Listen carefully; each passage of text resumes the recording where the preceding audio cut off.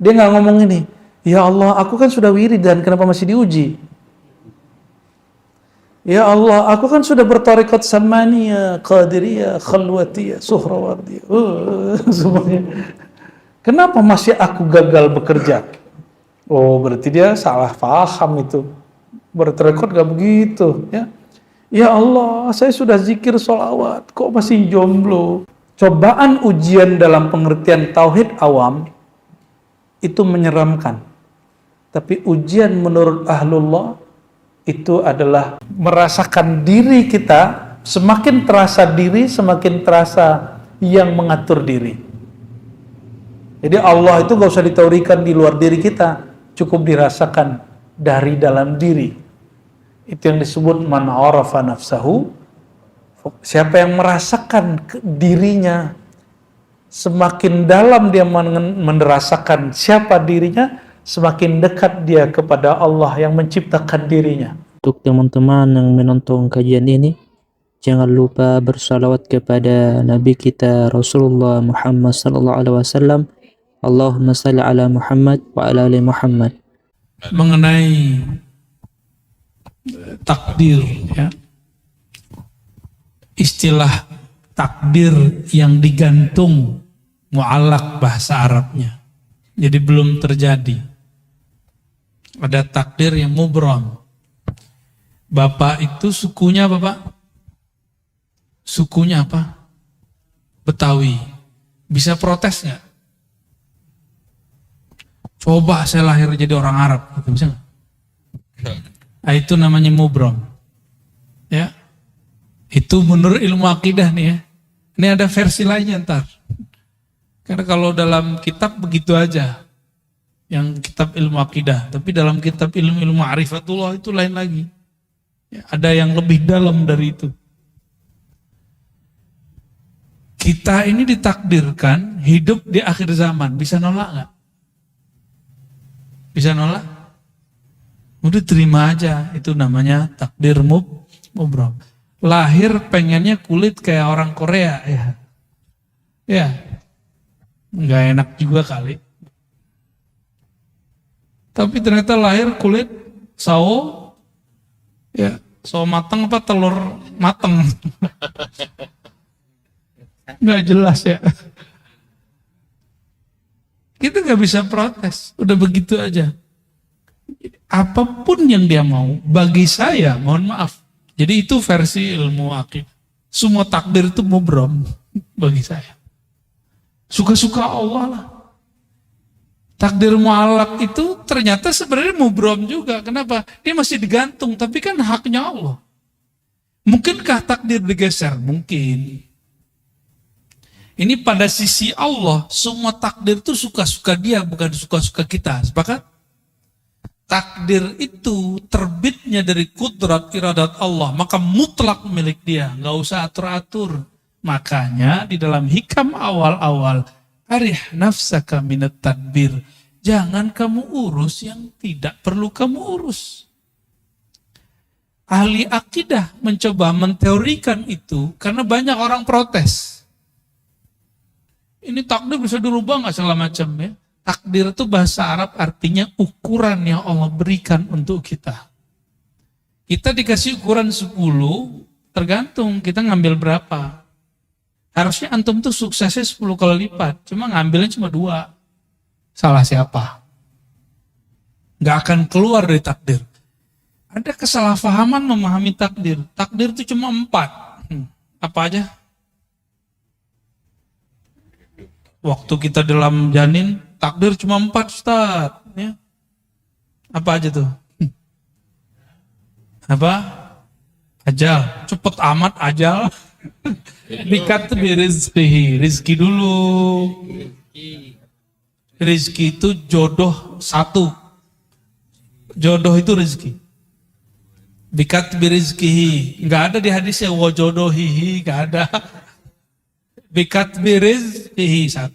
Terus wa amalihi, amal dulu. Ngapain kamu nanti? Itu amal bahasa Arabnya. Terus yang ketiga apa?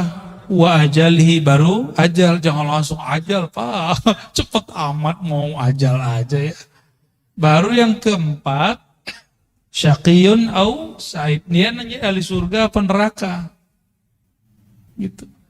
Bahagia di surga atau sengsara di neraka. Itu maksudnya, bukan bahagia di dunia, bukan itu. Banyak yang salah terjemah itu. Syaqi, dia sengsara masuk neraka, atau sa'id, dia bahagia masuk surga. Tuh ini aja udah panjang aneh jelasin. Antum mau nambah lagi pertanyaan. Rezeki, saya mau tanya. Kalau kita waktu kecil dulu gak punya gaji, rezeki datang gak? Dianterin oleh mak kita ya gak? Bener? Waktu sekolah dulu kita dibayarin orang tua kita. Diantar gak? Dianterin. Dianterin rezeki itu. Cuma karena setiap hari kita melihat orang berangkat kerja, pulang, berangkat, pulang, berangkat, pulang. Orang mengira rezeki dicari. Sejak kapan rezeki dicari? Allah tuh bagi-bagi doang, Pak. Kita gak pernah nyari rezeki. Kita cuma nunggu dan ngambil. Nunggu, ngambil.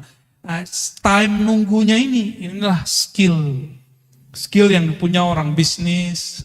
Skill yang punya orang politisi. Dia tahu cara ngambil-ngambilnya. Ya. Ini kan sudah ada yang mulai sayembara mau jadi calon presiden kan. Kita nggak tahu dia sesuai nggak langkahnya dengan sebenarnya calon harus begitu apa tidak. Kita nggak tahu. Seperti orang pebisnis, dia tahu kapan dia harus ngambil. Yang main saham, dia tahu kapan harus mau beli, mau jual.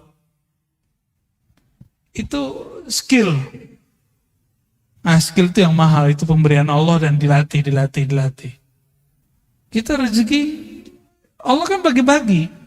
Ya. Maka kalimatnya, perintahnya bukan cari rezeki. Ibtaghi fima atakallah darul akhirah. Yang kamu cari, carilah akhirat. Nggak ada suruhan cari dunia. Wala tansa nasibaka minad dunya. Tapi jangan lupa duniamu. Cuma begitu. Kalau kita kan kita balik. Dunia akhirat harus 50-50 bro. Ente ini udah gila belajar agama. Tapi dari dulu sampai sekarang hidupnya begitu-gitu aja. Katanya adil. Gak begitu cara memahami ayat-ayat Allah. Kita kerja, kalau ada akhirat di situ, mungkinkah orang-orang itu korupsi? Orang yang mengakhiratkan kerjanya, dia jujur kerjanya. Itu antum ibadah tuh.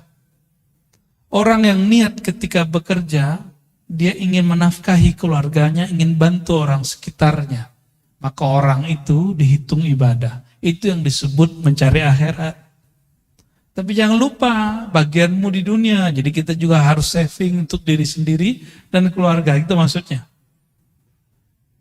Jangan dibalik. Carilah dunia, jangan lupa akhirat. Nah, nggak tahu nih ayat baru ini. Saya boleh sebut tuh ayat-ayat setan. Itu ayat setan, Pak. Dai-nya dai setan itu. Nauzubillah min dzalik. Allah bilang cari akhirat, dia bilang cari dunia. Setan gak tuh? Mohon maaf nih. Kan dai itu dua aja, dai ilallah sama dai ila ghairillah. Dai kepada Allah atau dai kepada selain Allah. Dua aja dai. Dai artinya orang yang mengajak. Orang yang mengajak pulang kepada Allah, mengenal Allah, atau orang yang mengajak kejar selain Allah. Dua aja. Jauh-jauh ke Ka'bah minta fulus. Aduh ya Rabb. Jauh-jauh ke Ka'bah minta rezeki, minta jodoh. Boleh sih gak apa-apa. Cuma kayaknya buang-buang duit. Kalau minta jodoh ke sana, mending lamar orang langsung enggak. Langsung beres tuh, mau pesta-pestanya lumayan tuh ya. Sekampung gak habis tuh. Kecuali antum di gedong ya, lain cerita. Jadi takdir itu ukuran yang Allah berikan kepada kita. Lalu Allah titipkan di dalam diri ukuran lain yang disebut kasab. Laha ma kasabat wa alaiha maktasabat. Laha positif. Dia akan memperoleh prestasi yang dia usahakan. Wa alaiha maktasabat. Dia akan kena hukuman terhadap apa yang dia kerjakan.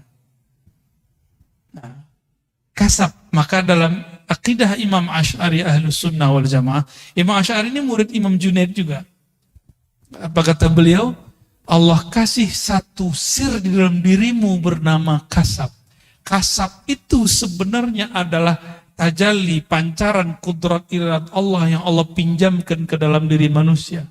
Maka di saat dia faham kasabnya dia kemudian mengatakan, aku bisa begini pun karena Allah juga yang memberi. La haula wala quwata illa billah. Maka ketika dia mendapatkan sesuatu, dia girang untuk berbagi kepada hamba-hamba Allah. Ya. Nah itu takdir. Jadi takdir itu Bapak Ibu, ada takdir Lauh Mahfuz. Itu, jadi bukan qada azali, qadar hadis, enggak. Yang tepat ya, yang tepat secara ilmu ma'rifatullah, qadar sama. Qadar ini saya mau ngambilnya yang pakai sinonim. Itu tertulis di Lauh Mahfuz. Lauh Mahfuz itu, lauh bahasa Arabnya papan tulis. Cuma kan yang di langit itu bukan papan, Pak. Ya. Makhluk yang tercipta dari nur, tapi di situ tertulis. Ada lembaran-lembaran seperti dedaunan-dedaunan cahaya, di situ tertulis. Ini namanya Pak Fulan, Ibu Fulan, Puan Fulan, Tuan Fulan. Tulis di situ. Namanya sudah ada. Oke, itu makhluk nggak? Lauh Mahfuz makhluk nggak? Maka takdir yang tertulis di Lauh Mahfuz semuanya makhluk. Cuma bedakan, ilmu Allah makhluk nggak? Ilmu Allah. Bukan. Ilmu Allah azali. Jadi yang azali itu ilmu Allahnya, sedangkan suratan takdirnya bukan azali. Azali itu tidak berawal, tidak dicipta, itu azali. Semoga pusingnya. Tuh. Salah siapa nanya bab begituan? Ya. Namun apa kata Allah? Kataba ala nafsihi rahmah. Di Lauh Mahfuz tertulis hukum takdir.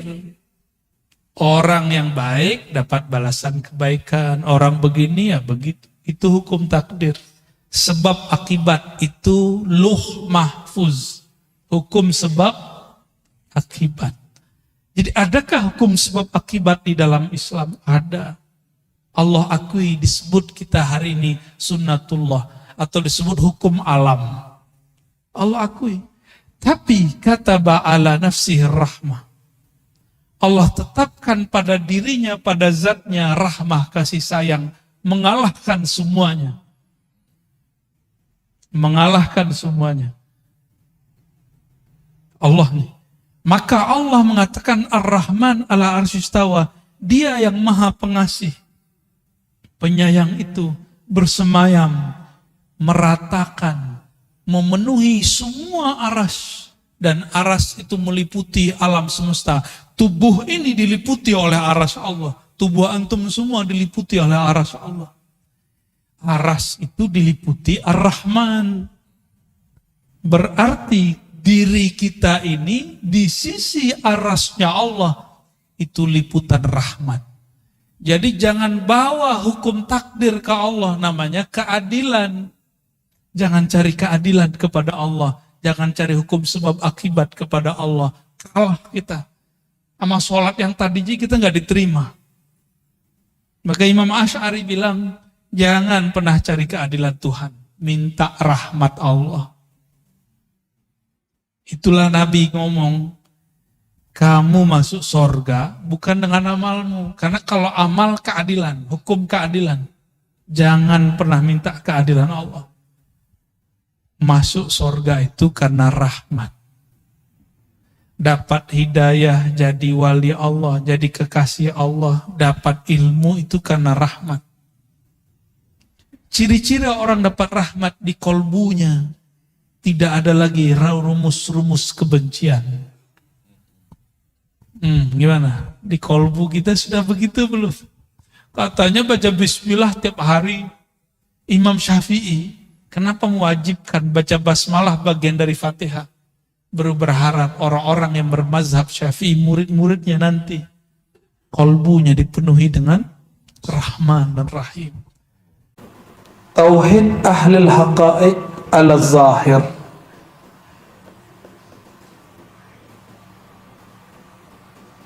Ini kalau saya menyebutnya tauhid para salik.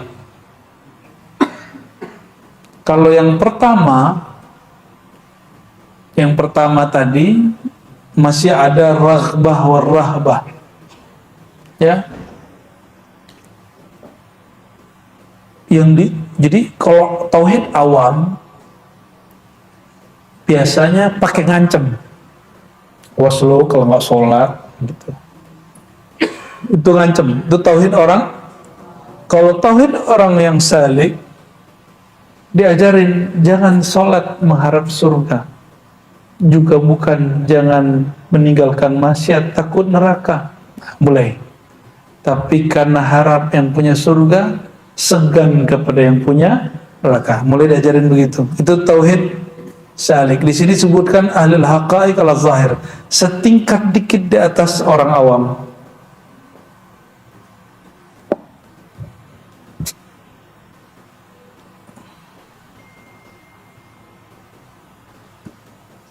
Sudah mulai begitu belum? Berarti sudah mulai salik. Kalau nggak turun kelas lagi. Ya, kenapa zikir? Supaya tenang. Lumayan, itu salik. Kalau orang awam, kenapa zikir? Supaya rezekinya banyak. Itu orang awam. Ya, kan kita pernah juga dipotong orang kan, lagi ngomong begitu kan?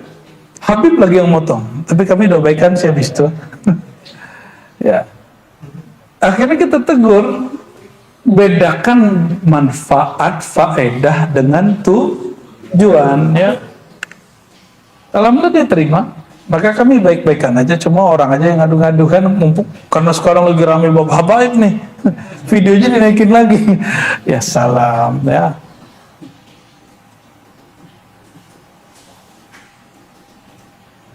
Antum zikir ingin melihat nur di kolbu, itu level 2 tuh, lumayan salik lah.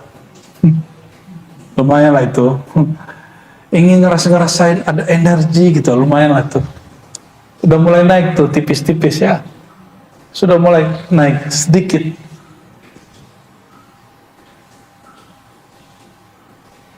Maka ada tauhid yang ketiga. Jadi tauhid yang kedua berarti menyembahnya bukan lagi karena ancaman, bukan lagi karena harapan pahala. Itu tauhid salik. Tauhid yang ketiga menurut beliau, ayyakunal abdu bisirrihi wa wajdihi wa qalbihi ka'annahu qa'imun baina yaday Allah azza wa jalla tajri alaihi tasarifu tadbiri. Coba perhatikan, seorang hamba bertauhid ini secara khasah, yang tingkat level tertinggi menurut beliau nih, dia bertauhid dengan sirnya, dengan rahasia di dalam dirinya dan kolbunya, seakan-akan dia merasakan berada di hadapan Allah dan mengalir dalam kehendak Allah. Tajri alaihi tasarifu tadbiri. Jadi dia apapun yang terjadi, yang dirasakan ini gerakan dari Allah Subhanahu wa ta'ala, ketentuan dari Allah, dan dia menerima. Maka saat ada orang minta wirid kepada saya, gimana caranya jadi kekasih Allah, ngeri kali tuh, pengen jadi wali dia. Aduh, yang gampang kan pakai hadis tuh. Ya, apa kata Nabi SAW? Lam yazuk ta'mal iman man lam yakun radiyan billahi tabaraka ta'ala. Ya, man lam yarda billahi tabaraka ta'ala. Tidak merasakan manisnya iman kalau orang tidak ridha. Maka saya kasih wirid raditu billahi robba. Baca anak-anak TK itu, anak-anak kecil itu. Ternyata itu asbab orang jadi wali. Asbab jadi wali, dia mesti ridha kepada ketentuan Allah kepada dia. Ridha itu berarti nggak boleh yang sedih.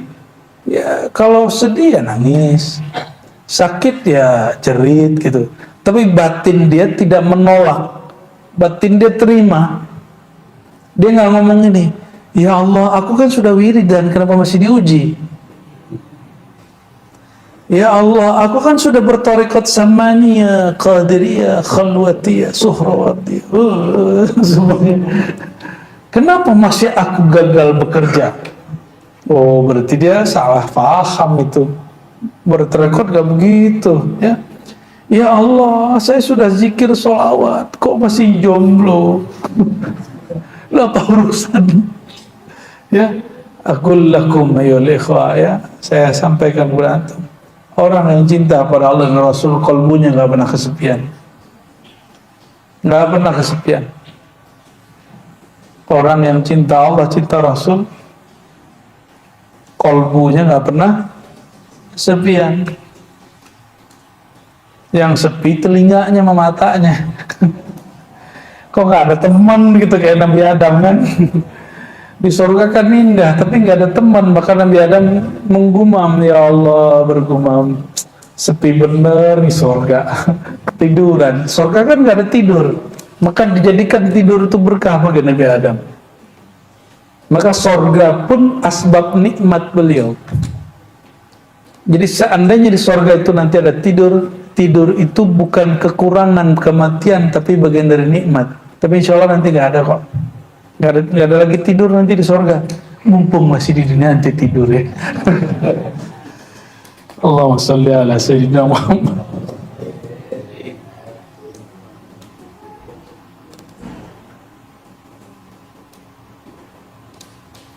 Kenapa kita mesti merasakan bahwa kita ini dalam aliran takdirnya Allah? Ini bukan fatalis. Ini bab rohani. Ini bab rasa.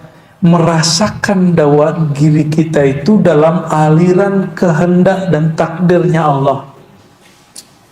Maksudnya apa? Ini mohon maaf. Salah satu kemanjaan seorang pasangan kepada pasangannya, dia merasa ingin diperhatikan, ingin ditarik, ingin dipeluk, segala macam, ingin dikuasai. Gitu. Itu sebenarnya adalah imitasi daripada cinta yang bersumber dari kemarifatan tauhid si hamba kepada Allah. Maka si hamba itu justru sedih kalau nggak diuji. Sebagaimana seorang pasangan, dia sedih nggak direpotin oleh kekasihnya. Emang kamu udah nggak sayang sama aku gitu jadinya? Sama seorang hamba ngomong, ya Allah, kok hari ini nggak ada ujian ya? Apa engkau tidak memperhatikan aku lagi? Cira. Bagi dia, ujian itu bukan lagi beban, ujian itu adalah perhatian. Maka konsep orang ini nggak ada namanya sedih. Itu yang disebut la khaufun alaihim wa lahum yahzanun. Jadi faham? Mulai faham kenapa ada ayat, 2 ayat ya di Quran, bahkan sekian ayat di Quran, lebih dari 2 ayat malah. Tapi yang lafaznya istiqamah 1. Innal ladzina qalu rabbuna Allah tsumma istaqamu fala khaufun alaihim wa lahum yahzanun. Al-Ahqaf. Orang yang mengatakan Rabb kami Allah, Tuhan kami Allah, kami ridho kepada Allah, lalu rasa itu dia istiqamahkan. La khaufun alaihim wa lahum yahzanun. Orang yang mengatakan Rabb kami Allah, kami dalam aliran takdirnya Allah, kami tidak akan keluar dari takdirnya Allah. Dan nikmat sekali, dalam takdir Allah itu nikmat sekali. Karena kita dididik dari kecil bahwa Allah itu tukang ancam, ya. Allah itu kayaknya tukang seksa gitu. Akhirnya antum kalau diajak ke sini agak sulit. Ada border di sininya, ada penghalang. Ini bukan bab ancaman. Ya, kalau ente kalau nggak sholat ntar diuji loh sama Allah gitu, ntar dapat ujian loh, ntar dapat cobaan. Cobaan ujian dalam pengertian tauhid awam itu menyeramkan. Tapi ujian menurut ahlullah itu adalah rahmah. Adalah rahmat kasih sayang Allah SWT. Maka jika disebut asyadun nas balaan al-anbiya, orang yang paling banyak ditempa itu para nabi, lalu orang yang mirip dengan nabi, para aulia, para ulama. Kalau terjemahan bab rohaninya, orang yang paling banyak diperhatiin Allah adalah para nabi, para aulia. Itu terjemahan versi ketiga. Pilih yang mana? Profesor aja nggak nyambung lah ini. Karena profesor debat sama saya, dia bilang, ya hadis yang ente baca itu akan membuat orang jauh dari Islam. Karena orang tidak ada yang mau diuji. Sedangkan yang paling banyak diuji adalah para nabi dan orang yang ikut nabi. Berarti gak usah ikut nabi sekalian biar gak diuji. Gitu kata dia. Profesor itu, Timur Tengah lagi sekolahnya. Berarti gak nyambung kan? Kitab yang dibaca sama, orang yang ngaji di Ciputat kok lebih paham gitu. Orang ngaji di lokal, di pesantren lokal lebih paham. Kita malu sama KK lokal, kok mereka lebih paham bacanya daripada orang-orang yang kuliah-kuliah tinggi.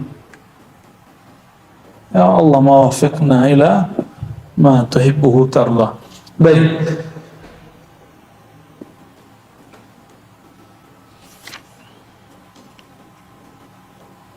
Ini ada kalimat Imam Shibli yang sangat membingungkan orang yang bingung, ya. Qala rajulun li Shibli. Bertanya seseorang kepada Imam Shibli. Shibli ini siapa? Abu Bakar Ash-Shibli ini siapa? Ada yang tahu? Teman Al-Hallaj. Al-Hallaj yang mati dibunuh karena dituduh sesat. Shibli nggak dituduh sesat, tapi dituduh mabuk. Imam Shibli murid Imam Junaid, Hallaj pun murid Imam Junaid. Imam Shibli memuridkan aqidah daripada gurunya, tapi kemudian dia diberi rasa sendiri oleh Allah. Dia ditanya tentang apa itu tauhid. Apa kata dia?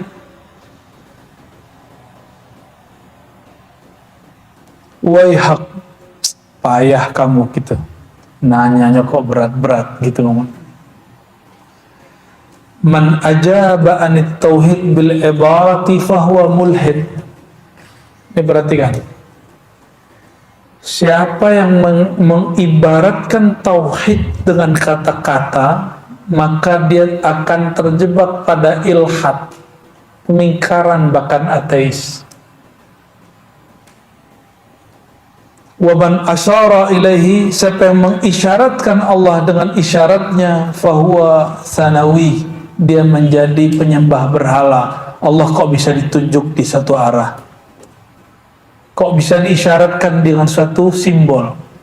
Berarti Allah berupa. Allah ada rupanya. Maka orang yang mengisyaratkan Allah dengan sesuatu, dia sama dengan apa? Penyembah berhala. Ini menurut Imam Shibli. Ini kalam Shibli, nggak masuk, bukan kalam akidah ya. Ini kalam orang lagi sedang mabuk. Ini kalam ahli kelompok yang ketiga. Wa man sakata anhu, tapi jika kamu diam, tandanya kamu jahil. Serba salah sama dia. Kita ibaratkan tauhid, ditanya tauhid itu apa? Kita jawab, kata dia, ente mulhid, ente ingkar. Kalau kita kasih isyarat, kamu penyembah berhala. Jika diam, salah lagi sama dia, ente jahil katanya. serba salah mahala sini. Kayak perempuan lagi dapat katanya. Tapi ini bukan lagi dapat. Justru dia betul, dia lagi dapat ma'rifatnya. Wa man wahama annahu wasilun falaysa lahu hasilun. Siapa yang mengklaim dirinya telah wusul kepada Allah, telah sampai, dia tidaklah mendapatkan hasil. Wa man awmaha ilaihi fa huwa 'abidun wathanin. Siapa yang mencoba memberikan isyarat simbol-simbol tentang Allah, maka dia telah merupakan Allah dalam satu bentuk. Fa huwa 'abidun wathanin. Dia penyembah berhala. Wa man nataqa bihi fa huwa ghafilun. Siapa yang membicarakan tentangnya, dia berarti orang itu tidak merasakan kehadirannya. Wa man zanna annahu qarib. Ya, maksud dia apa nih? Jadi ente kalau baca subhanallah, bagi halat saat dia lagi ngomong gini, itu orang lalai. Allah kan nggak pernah lalai, nggak pernah hilang dari kita. Ya, yang mengatakan ya Allah, bantu kami ya Allah, berarti dia nggak ngerti Allah lagi bantu dia. Ini yang ngomong siapa? Ini tauhid versi orang majzub. Orang apa? Orang majzub ya begini. Maka halat ini mengambil kalam dia mesti waktu dia sedang sadar. Lalu ada kalimat wa man zanna annahu qarib fa huwa ba'id. Siapa yang mengira dia dekat kepada Allah, dia sebenarnya jauh. Karena sejak kapan Allah perlu kedekatan hamba? Wa man tawajad fa huwa faqid. Siapa yang merasa mendapatiku, dia mendapati kekosongan. Ribet kan ya orang begini? Diam salah, ngeklaim salah. Wa kullu ma mayiztumuhu. Ternyata maksud beliau sampai ke kalimat ini. Ini yang paling inti belakangnya. Wa kullu ma mayyaztumuhu bi awhamikum wa adraktumuhu bi uqulikum fi atammi ma'anikum fa huwa masrufun mardudun ilaikum muhdathun masnu'un mithlukum. Semua yang kamu bedakan dalam pikiranmu, yang engkau dapat peroleh dengan akalmu, yang engkau ibaratkan dengan makna yang paling sempurna menurutmu, semua itu tertolak, dikembalikan kepadamu. Kenapa? Makna yang ada di kepala kita makhluk, bukan? Betul? Huruf-huruf yang kemudian kita rangkai jadi kata-kata tauhid itu adalah A, B, C, D. Itu kumpulan huruf-huruf yang menjadi kata dan kalimat. Itu makhluk, bukan? Allah makhluk, Allah khalik. Maka dia tidak bisa dipahami dengan kata-kata. Itulah akhir dari makna ayat lam yakun lahu kufuwan ahad. Itulah kenapa surat Al-Ikhlas ini sepertiga Quran. Dia pendek tapi setara dengan sepertiga Quran. Semakin orang menyadari bab ini, baru dia disebut ikhlas. Ikhlas dalam surat Al-Ikhlas bukan ikhlas versi ente ngomong aneh ikhlas lah ya. Bukan begitu, itu mah ikhlas orang awam tuh. Bukan itu. Ikhlas dalam pemahaman surat Al-Ikhlas adalah al-bara'atu an kulli wahmin wa aqlin wa ma'nin wa ma'na, ya. Terlepasnya engkau dari semua persepsi pikiranmu, semua asumsi-asumsimu, dan semua kata-kata makna yang kau gambarkan tentang Allah. Jadi apapun yang kita kalamkan tentang Allah, Allah lebih sempurna dari itu. Oke? Itulah makna la ilaha illallah. Lalu kalau dimaknai lagi, maha suci engkau, maha bebas engkau dari semua yang aku bayangkan. Itulah subhanallah. Gimana? Sudah mulai nyambung? Sudah mulai nyambung? Ini aslinya kitabnya rumit, tapi saya mohon kepada Allah semoga ini bisa mudah dipahami. Sudah mulai dipahami? Jadi kalau disebut Qul huwallahu ahad, katakanlah hai Muhammad, Allah itu dia, Allah itu ahad. Kenapa dimulai dengan kata dia? Dia itu menunjukkan agar engkau tidak membayangkan fisik. Karena dia berarti gaib. Gaibkan dulu akalmu, gaibkan dulu panca indramu, baru engkau katakan Allah. Allah itu menyebut dirinya apa? Ahad. Maka jika diterjemah, hanyalah dia yang memahami keesaan dirinya. Loh, terus itu apa belajar tauhid? Belajar tauhid itu belajar meniadakan diri di hadapan wujudnya, barulah terasa wujud Allah Subhanahu wa ta'ala. Jadi gimana cara merasakan wujudnya Allah? Tiadakan diri di hadapannya. Bagaimana merasakan dia esa? Tiadakan kemajemukan diri kita, peran diri kita, baru kita ngerasain dia esa. Ya. Itulah makna la haula wala quwata illa billah. Jadi ada 3 ungkapan tauhid: la ilaha illallah, subhanallah, la haula wala quwata illa billah. Itu ungkapan tauhid. La ilaha illallah menafikan semua, meniadakan semua yang dibayangkan. Coba bayangkan tentang Tuhan, bayangin. Sudah kebayang? Nah, itu bukan Tuhan. Coba katakan Allah satu. Kebayangkan angka 1? Nah, Allah bukan begitu. Paham? Ya. Allah Esa. Kebayang apa? ESA. Ah, itu bukan Allah. Sebut Allah. Kebayang apa? Alif lam lam ha. Itu bukan Allah, itu nama Allah. Itu nama Allah.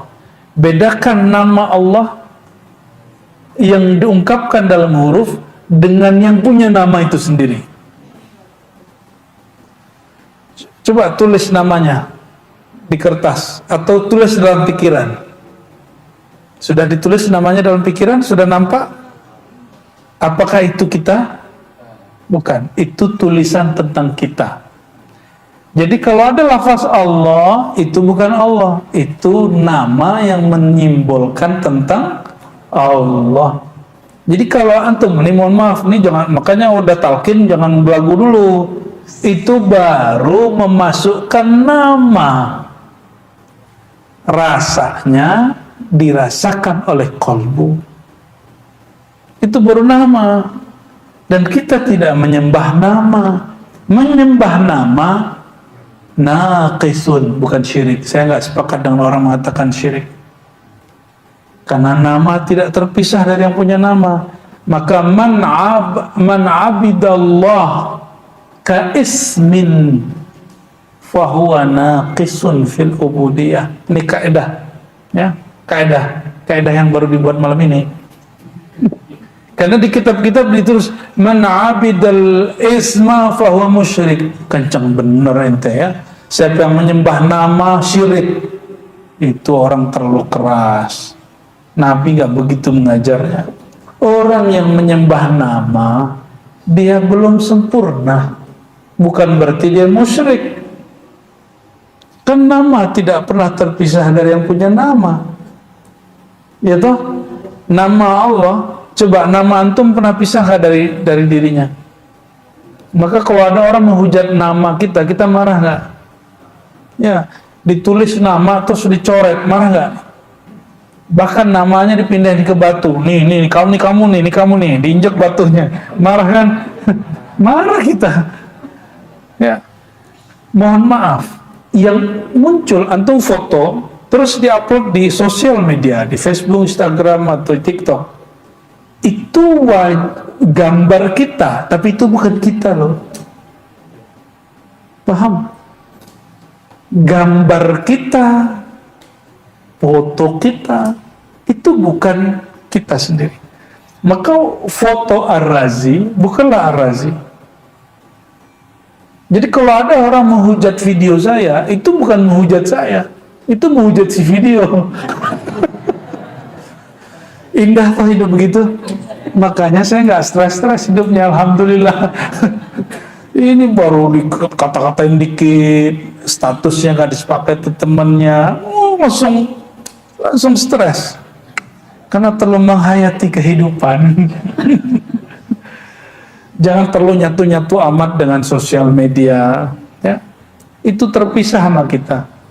Nama kita itu bukan kita yang sempurna. Dia hanya bagian dari diri kita dan dia bukan kita semuanya.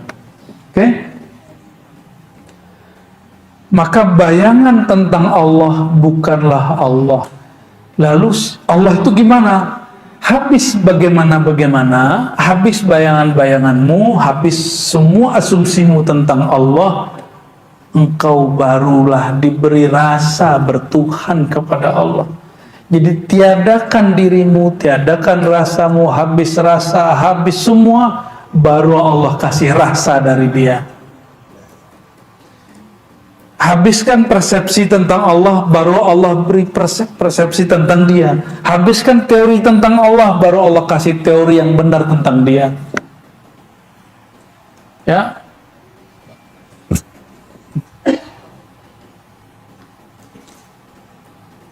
Jadi kalau bertuhan itu justru membuat kita tambah rehat. Kenapa? Kita nggak perlu memikirkan Allah, cukup merasakan Allah. Kan, pikiran aneh berat nih, karena ente mikirin Allah. Kajiannya berat nih, karena kajiannya dipikirin. Oleh karenanya para sufi itu hidupnya paling santai. Kenapa? Ente bicarain Tuhan di langit, ke istawa, nuzul, ngapain? Allah bukan untuk dibayang-bayangin.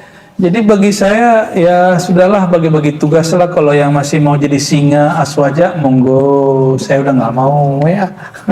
Kita lebih nyaman mengikuti jalan-jalan beliau-beliau ini. Ya, tidak usah memperdebatkan sesuatu. Emang kita siapa perlu kemudian mengatur isi pikiran orang? Bisa nggak ngatur isi pikiran orang? Kita nggak sanggup ngatur pikiran orang, apalagi pikiran Wahabi.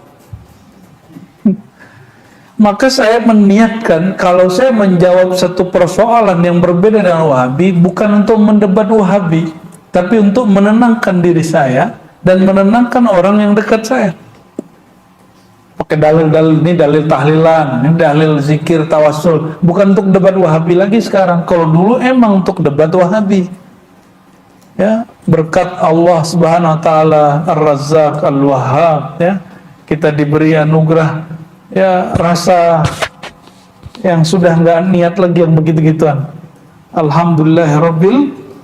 Jadi apa kata Hallaj? Ternyata kemabukan Hallaj itu adalah kewarasan kita. Dia mabuk tapi untuk ukuran kita itu waras. Apa kata dia tadi? Semua yang kamu bayangkan, semua yang kamu ibaratkan, semua yang kamu isyaratkan, itu semuanya tertolak. Itu semuanya hanyalah asumsimu.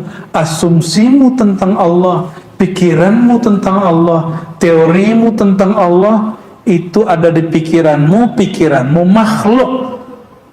Allah tidak seperti itu. Maksudnya nggak usah pikirkan tentang, cukup ridhoi Allah. Kul raditu billah, aku ridha kepada Allah. Udah selesai. Kalau yang maksa, kalau menyembah Tuhan yang nggak ada sosoknya gimana gitu ya. Maka mereka buat sosok itu kan lucu itu. Jadi orang itu menciptakan Tuhannya sendiri. Inilah perbedaan Tuhan orang yang bertauhid dalam ajaran tasawuf Ahlussunnah dengan Tuhan yang dipahami dalam agama-agama secara akliyah atau agama-agama dalam filsafat. Maka di filsafat barat itu ada orang yang berontak ke gereja terus ngomong gini. Dan itu ternyata benar diambil dari tasawuf. Tuhan itu adalah imajinasi manusia tentang dirinya yang sempurna. Makanya, ini kata mereka ya, makanya Yesus di barat itu putih, Yesus di Afrika hitam. Yesus di Cina sidit, Yesus di Jawa sawo mateng. Itu kata mereka, saya nggak, itu yang ngomong filosof Barat yang mereka tadinya orang gereja. Nah, kita nggak akan nyinggung bab Yesus karena itu agama yang berbeda dengan kita. Kita hanya berbicara Nabi yang Isa, ya, alaihi salatu wassalam. Tapi ada benar juga ya. Benar nggak? Sosok dari yang tadi kita bicarain itu beda-beda kan per tempat. Nah, ajaran tauhid yang Nabi bawa sebenarnya ini. Oleh karenanya para sahabat waktu turun ayat Ar-Rahman 'alal arsy istawa, nggak ada satupun yang debat. Allah bersemayam di atas aras istawa, nggak ada satupun debat. Kenapa? Allah nggak perlu dibayang-bayangin. Sekali membayangkan Allah, akidahnya keliru. Allah tidak dapat disuci-sucikan karena apapun yang kau sucikan di pikiranmu itu masih pikiranmu. Itulah kritik Ibn Arabi kepada sebagian ulama Ahlus Sunnah yang merasa paling benar, tapi dia mengingatkan Ahlus Sunnah nggak begitu loh bro gitu. Ahlus Sunnah itu laisa kamitslihi syai', melepaskan asumsi tentang Allah selepas-lepasnya. Tadi kita sudah simulasi ya, bayangkan sesuatu, sudah. Allah nggak begitu. Tuliskan lafaz Allah di pikiran. Allah, alif lam lam ha, a l l a h, huwa, ha waw. Itu nama Allah, bukan Allah. Nama yang antum gores di dalam pikiran. Maka nanti jika zikir terus Allah izinkan ada lafaz itu di kolbu, itu bukan Allah, itu nurnya kolbu. Ya, itu nurnya kolbu. Ya.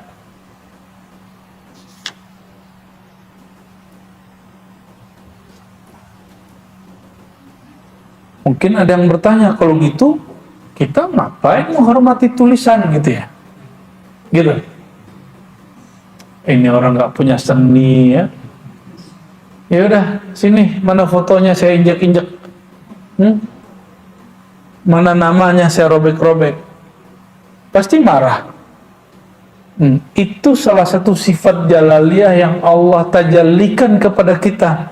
Makanya kita marah jika foto yang ada di Facebook itu, di Instagram itu, di TikTok itu, kemudian di-unlike sama orang, dihujat sama orang.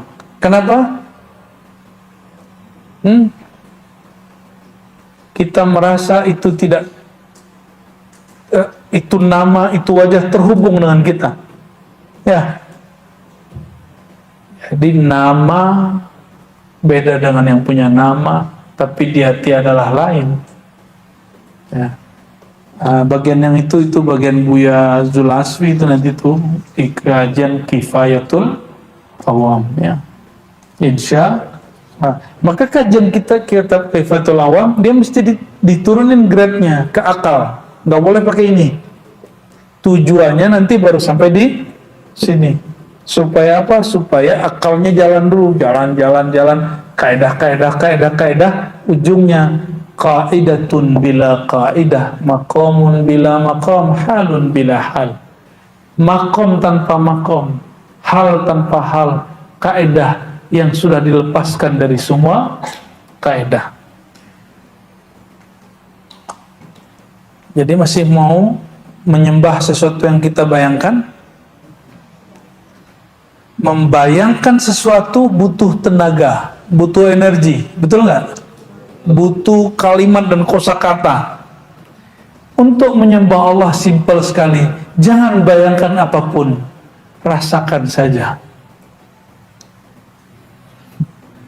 Merasakan diri kita, semakin terasa diri, semakin terasa yang mengatur diri.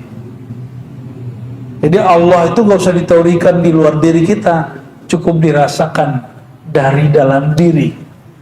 Itu yang disebut man arafa nafsahu. Siapa yang merasakan dirinya, semakin dalam dia merasakan siapa dirinya, semakin dekat dia kepada Allah yang menciptakan dirinya. Itu maknanya ya.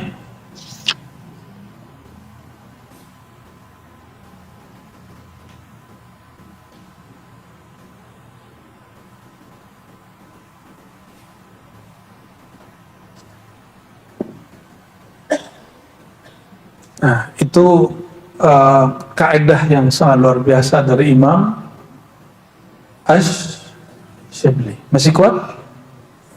Masih hot kepalanya? Udah berdarah-darah ini kayaknya nih.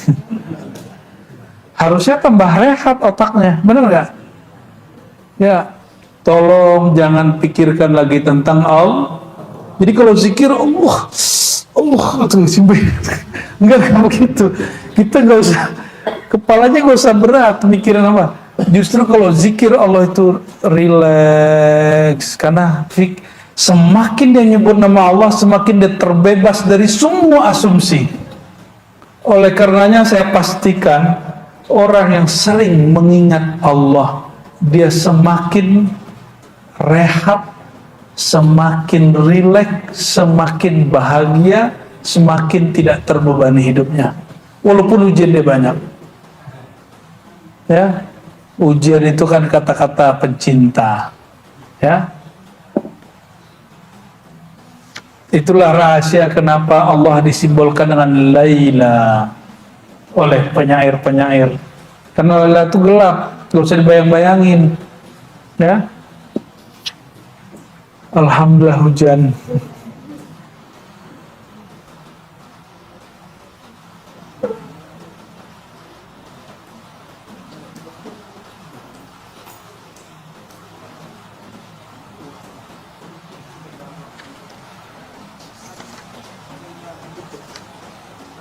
Oke, barangkali itu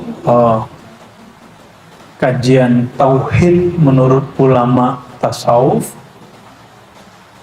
Justru tauhid versi sufi itu tauhid yang paling mudah, karena tidak perlu pakai ungkapan, tidak perlu pakai teori. Ungkapannya adalah tidak berungkapan, teorinya tanpa teori, makomnya tanpa makom, kata-katanya tanpa kata-kata. Itulah tauhid para sufi, tauhid yang merelaksasi hamba dan pikirannya dari segalanya.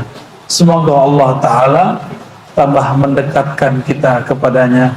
Amin ya rabbal alamin. Sallallahu rabbuna ala nuril mubin Ahmad al-Mustafa Sayyidil Mursalin wa ala alihi wa sahbihi ajma'in. Sallallahu rabbuna ala nuril mubin Ahmad al-Mustafa Sayyidil Mursalin wa alihi wa sahbihi ajma'in. Sallallahu rabbuna ala nuril mubin Ahmad al-Mustafa Sayyidil Mursalin wa ala alihi wa sahbihi ajma'in.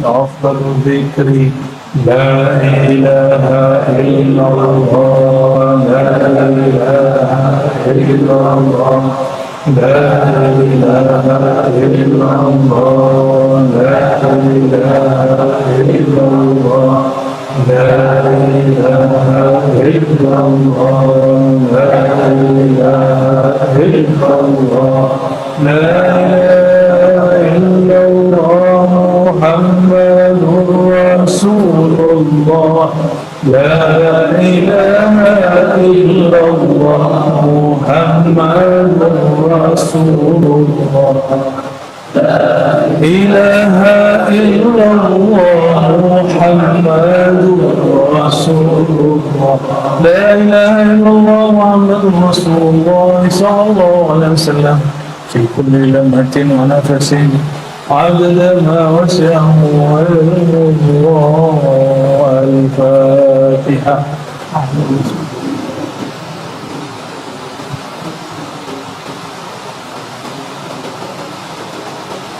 سبحان ربك رب العزة عما يصفون وسلام على المرسلين والحمد لله رب العالمين. Mohon maaf salah kurangnya. Assalamualaikum warahmatullahi wabarakatuh.